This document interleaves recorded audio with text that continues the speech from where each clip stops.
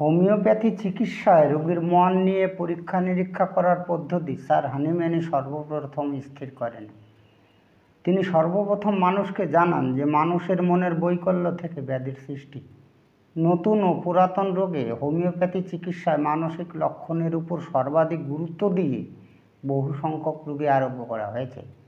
আজকের ভিডিওতে লাইকোপোডিয়ামের 5টি মানসিক লক্ষণ সম্পর্কে এমন কিছু গুরুত্বপূর্ণ তথ্য আপনাদের সামনে এক্সপ্লেন করে শোনাবো, যাতে সঠিক ঔষধ নির্বাচনের মাধ্যমে রোগীকে আরোগ্য করা যায়। ভিডিওটি ভালো লাগলে লাইক কমেন্ট শেয়ার করবেন এবং আপনি যদি এই চ্যানেলে নতুন এসে থাকেন তাহলে চ্যানেলটিকে সাবস্ক্রাইব করে রাখবেন পরবর্তীতে নতুন ভিডিওর নোটিফিকেশন সবার আগে পাওয়ার জন্য। এবার আমাদের এই লাইকোপোডিয়ামের মাত্র 5টি মানসিক লক্ষণ রয়েছে। ঔষধ নির্বাচনে এগুলোর গুরুত্ব অপরিসীম, তাই আপনাদের কাছে আমি রিকোয়েস্ট করব আপনারা ভিডিওটি না টেনে যদি এই 5টি মানসিক লক্ষণ একটু মনোযোগ দিয়ে শোনেন, প্রয়োজন বোধে মেইন হেডিংগুলো আপনার খাতায় বা ডায়েরিতে লিখে নেন, তাহলে আপনাদের ঔষধ সিলেক্ট করতে খুবই সুবিধা হবে। তাছাড়া আর একটি বিশেষ কথা হচ্ছে, এই মানসিক লক্ষণ হচ্ছে বোঝার বিষয়। এইখানে এই বিষয়গুলো যদি বুঝে না নেওয়া যায় তাহলে কিন্তু আপনি কিন্তু ঔষধ প্রয়োগই করতে পারবেন না। আসলে বোঝাটাই হচ্ছে মেইন জিনিস। মানসিক লক্ষণ তো এটা তো আর দেখা যায় না, অনেকটা অনুভবেরও বিষয়। যাই হোক, মানসিক লক্ষণ নাম্বার 1, ক্ষমতা প্রচুর কিন্তু আত্মবিশ্বাস কম। লাইকোপোডিয়ামের রোগীর প্রচুর ক্ষমতা, কাজ একবার শুরু করলে দক্ষতার সাথে তা করবেই করবে। একটা উদাহরণ দিলে বিষয়টি জলের মতো পরিষ্কার হয়ে যাবে। একজন উচ্চতরের উকিল যিনি বক্তৃতায় সর্বশ্রেষ্ঠ, কিন্তু তার মামলা নিয়ে বক্তৃতা করার পূর্বেই অসহায়ের মতন হয়ে পড়েন, নিজেকে অত্যন্ত অক্ষম ভাবেন, আত্মবিশ্বাস একদমই থাকে না। এরকম মানসিকতার মানুষই লাইকোপোডিয়ামের রোগী। তাহলে বিষয়টি একটু পরিষ্কার করে দেওয়ার দরকার। লাইকোপোডিয়ামের রোগীদের প্রচুর ক্ষমতা থাকে। এখানে একটা যে উদাহরণ দেওয়া হয়েছে এটা একটা উদাহরণ। যেমন এই যে উকিলবাবুর কথা বলা হয়েছে, এই উকিলবাবুর কিন্তু প্রচুর ক্ষমতা। তো ক্ষমতাটা কী করে বোঝা যায়?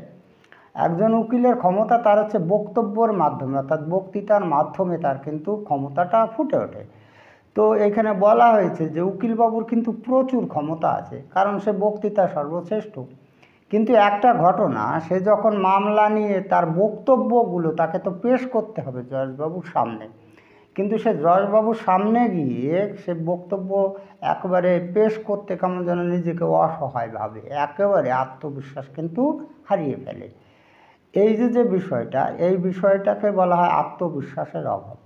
তাহলে আমরা জেনে নিলাম যে লাইকোপোডিয়ামের রোগীর কিন্তু প্রচুর ক্ষমতা থাকে এবং তার আত্মবিশ্বাসের অভাব থাকে। এই জন্য লাইকোপোডিয়ামের রোগীরা নতুন কাজে হাত দিতে চায় না, ভাবে যে হবে কি হবে না, হবে কি হবে না। কিন্তু একবার যদি হাত দিয়ে দেয় একেবারে দক্ষতার সঙ্গে সেই কাজটি কিন্তু করে ফেলতে পারে। মানসিক লক্ষণ নাম্বার 2, ভয়। মানুষের ভয় তিনি করেন, অর্থাৎ লাইকোপোডিয়ামের রোগীরা কিন্তু মানুষের ভয় করে, তাই একা থাকতে চান না। নির্জনে থাকার ভয়ও তার মনের মধ্যে কিন্তু থাকে। আবার নির্জনে, যে একেবারে নির্জনবিহীন, অর্থাৎ যেখানে কোনো মানুষজন থাকে না, সেখানে থাকতেও তার ভয় কিন্তু করে। রাত্রে হঠাৎ চিৎকার করে ভীষণ ভয় পেয়ে জেগে ওঠে। রাত্রে দেখা যায় হঠাৎ করে ঘুমোচ্ছে, সেই ঘুমের মধ্যে হঠাৎ করে চিৎকার করে ভীষণ ভয় পায়, একবারে জড়সড় হয়ে ওঠে। তাহলে আমরা এটাও জেনে নিলাম যে লাইকোপোডিয়ামের রোগীদের কিন্তু ভয় থাকে, সে ভয়টা কিন্তু মানুষের। মানসিক লক্ষণ নাম্বার 3, ভুলো মনে। লিখতে গেলে একটি বাক্যের 2-1টি শব্দ লিখতে ভুল করে। মনের ভাবটি ঠিক ও পরিষ্কার, কিন্তু প্রকাশ করবার সময় ভুল করে। স্মৃতিশক্তি দুর্বল, চিন্তা শক্তিগুলো এলোমেলো।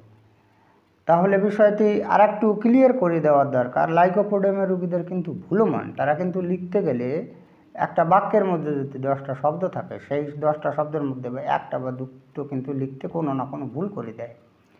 তার মনে সে যে কী লিখবে, সে তার মনের ভাবটা কিন্তু ঠিক এবং পরিষ্কার থাকে, কিন্তু লেখা যখন স্টার্ট করবে তখনই তার কোনো না কোনো জায়গায় কিন্তু ভুল হয়ে যায়। ওই আগেরটার মতোই, আগের লক্ষণটা অর্থাৎ সিদ্ধিপ্রদ লক্ষণের নাম্বার 1-এর মতো, ওই কাজকর্ম করার সময় ভীরুতা জাগে, তার জন্য এরকমটি হয়।